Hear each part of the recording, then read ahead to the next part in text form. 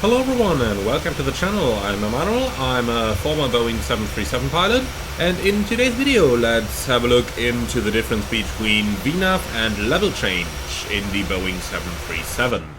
So we are sitting here in Düsseldorf on runway 23 left, similar scenario as to what we've done with the Airbus A319 shortly, and we are going to do a quick flight over to Cologne. Now here is our setup, for those of you who haven't seen the Airbus video. We are basically standing on runway 23 left, we've got the first turn from our standard instrument departure, and thereafter we're going to fly straight in for an ILS approach 14 left over in Cologne. Now I have inserted an artificial altitude restriction of 3000 feet over Delta Lima 239er, so that we can see a couple of the VNAV features in action.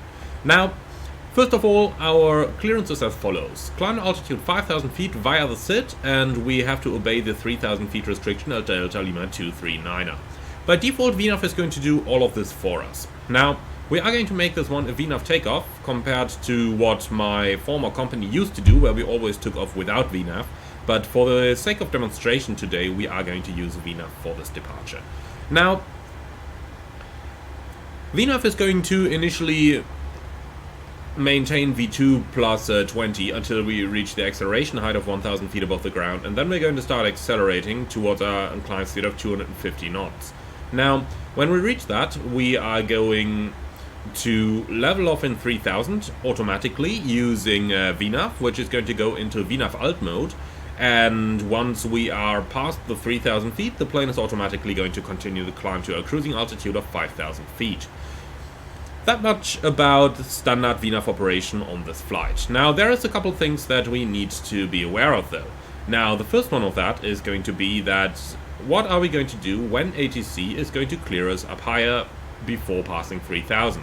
Now, in my former airline, VNAV was the mandatory mode for climb, unless you were exceeding the 3-to-1 rule, so 3000 feet a minute when 3000 feet to go, 2000, 2000, 1000, 1000. However, for the sake of making this one a little bit easier, we are going to ignore that rule today. So VNAV mandatory for the climb.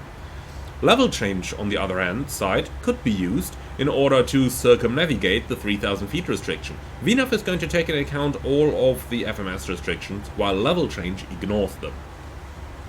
Now, there is one difference between Airbus and Boeing aircraft though, and that is these two knobs over here, speed intervent and alt intervent.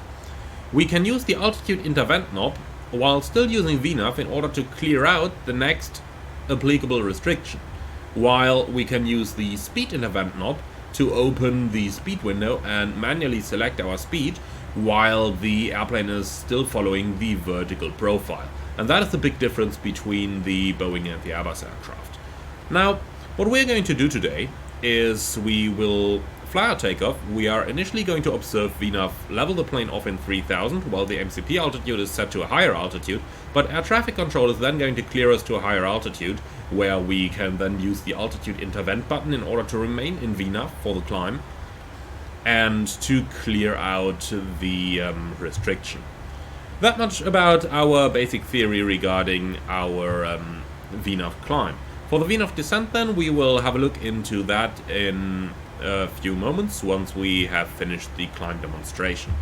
Alright, so we're all set up for our flight, and with that, let's go straight into our takeoff sequence. So everything is prepared down here, recall is looking good, then let's give it a go. Okay, brake released, take off.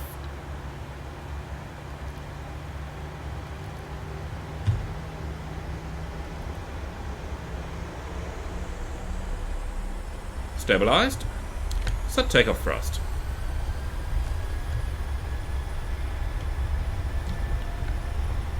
Takeoff thrust set, indications normal. Checked.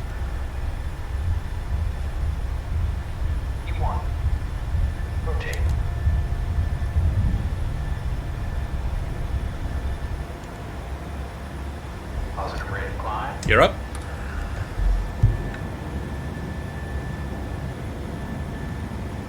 LNAV.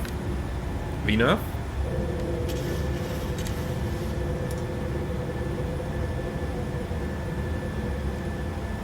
Okay, let's start the acceleration now. Flaps 1. And flaps up. Okay, so Command A, and now we can observe VNAV in action. It is going to start the level off in 3000 over here, even though 5000 is showing active on the primary flight display. So with VNAV in the Boeing, we always need to be a little bit careful there in order to check which actual mode is active and why it's doing its things. The Airbus certainly is the simpler aircraft for that. But as soon as the acceleration has completed, we will see it fly its level off. Now, let's assume that as soon as we are leveling off, as we can see right now, with VNAV changing into VNAV path mode, air traffic control is going to clear us to continue the climb to 5000. So where in the Airbus we would go to the selected mode and go to the equivalent of level change, in the Boeing we simply press altitude intervent, and now you can see that the restriction has been cleared, and we are now continuing our climb to an altitude of 5000 feet. And that is basically as easy as it gets in regards to VNAV in the Boeing. So VNAV, mandatory mode for the climbs, unless you're approaching the 3-to-1 rule, so we will have 1000 feet to go in a few moments. That would be the moment where we would go to vertical speed in order to reduce the vertical speed when approaching the cleared altitude. But that is the topic for a different video. Now, we can see now VNAV has transitioned back in a VNAV path, which is the mode that we are going to be using in our cruise. Now, let's go ahead now and take a small shortcut directing to LVL, where we are going to demonstrate the difference between VNAV and level change in the descent, which is definitely where things are getting a little bit more interesting in Boeing terms. Now let's quickly prepare our airplane for the arrival as well. We get a minimums, we get our frequencies, and finally we also get our flap setting and our auto brake setting. A little bit more complicated than everything in the Airbus. Now let's start with our descent. So we're going to select the altitude downwards 3000, and in general our Boeing VNAV is going to follow the path pretty much all the way down. But there is a difference between the Boeing logic and the Airbus logic. In Boeings you can even use VNAV in the descent when you are on a heading. So if air traffic control were to give us a vector once we have started our descent, then we could still use VNAV mode, and the Boeing is just going to calculate the best possible profile for what it estimates to become the shortest possible track. So you can see that now, when I'm switching over to heading select, the airplane is still going to follow the VNAV path as we can see over here. However, in order for VNAV to work best while doing something like this, we need to constantly update the path. So basically, when you are on a radar vector, you would still kind of program the path as you wish it to proceed. So, for example, still update the direct to LVL, which is then going to recalculate the VNAV profile as you can see, and so on. So let's go ahead and execute that direct now, so that we're fully back on a VNAV profile. Now, a few things that are worth considering here. If you go to level change, then you basically disregard all the FMS restrictions. So, depending on your ATC clearance, if you have nothing useful in the FMS, if there is no good routing in there, then it is always advisory to go to level change mode compared to using VNAV mode. For example, right now VNAV is slowing down, but let's say air traffic control wants us to maintain 220 knots.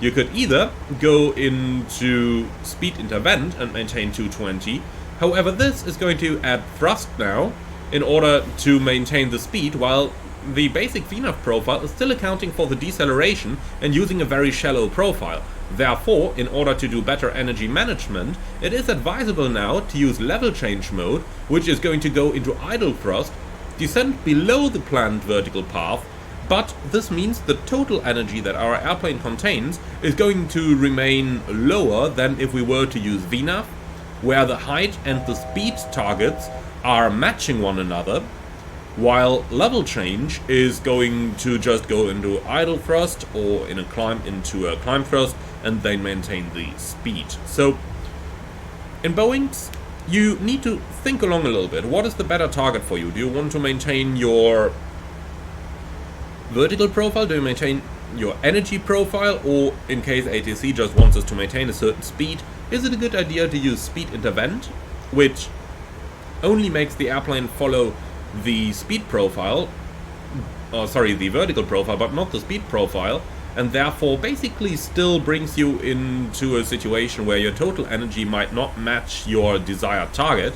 Or do you want to use level change mode, where you might be able to maintain your desired energy target, which VNAV would not do in this case? So let's go ahead now and prepare our airplane for the approach. We should get the glide slope coming in any moment. Now, in the Airbus video I showed you that VNAV can be used all the way down to the approach. Let's have a look into what Boeing is going to do. Now, Boeing VNAV, once it is in approach logic, which happens when it passes the decel point, but you can't see anywhere in the actual FMS which logic it is in, so you kind of have to guesstimate on that, unless you know the exact conditions, which were a little bit too complicated to explain now. But apart from that, as soon as the airplane is going to capture the glide slope, VNAV is going to deactivate, and we will see that in a moment.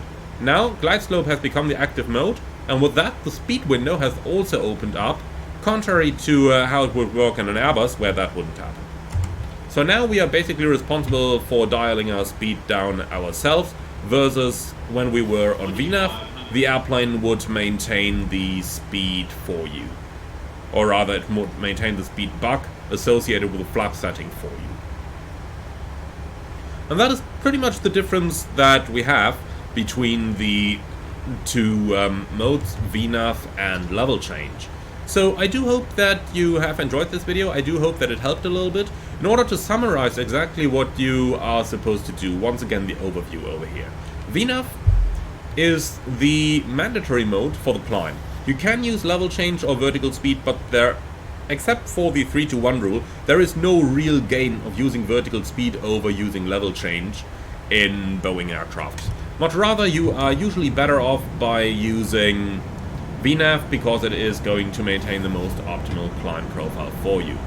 Now, do use level change whenever you want to reach the target altitude as quickly as possible. Oops, didn't mean to disengage that. So do use level change whenever you want to reach the target altitude as quickly as possible, but always keep in mind that it may be a good thing to just think about the entire energy state of the airplane when deciding which are the two modes to use. Once again, if you are sitting in a Boeing and you've got an active altitude restriction that you need to take care of, then it may be a good idea to keep the airplane in VNAV, while on the other hand side it may be easier to maintain the desired path by a good choice of vertical mode, basically. So in the Boeing, the basic lesson here is to think along a little bit more, while on the Airbus it's a rather easy decision to make which mode to use. Alright, I do hope that you found this one interesting and that you learned something from it. If you did, then do let me know in the comments below. If you liked the video, be sure to leave a like in YouTube as well, as it does really help out the channel. And if you're up for more, don't forget to subscribe. Now, I would like to thank you very much for flying along today. Hope that you have enjoyed your flight. And if you really love what I'm doing on this channel, I would appreciate a small donation through the Buy Me a Coffee link in the video description below, if we can make this one a smooth landing. Thank you very much, and see you all again on the next one.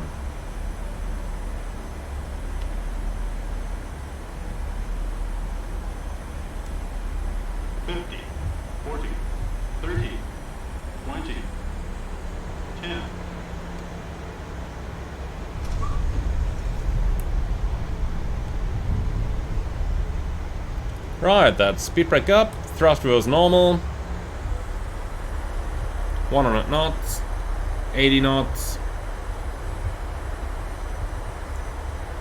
60 knots. Thank you very much for watching, everyone, and then I see you all again right on the next one.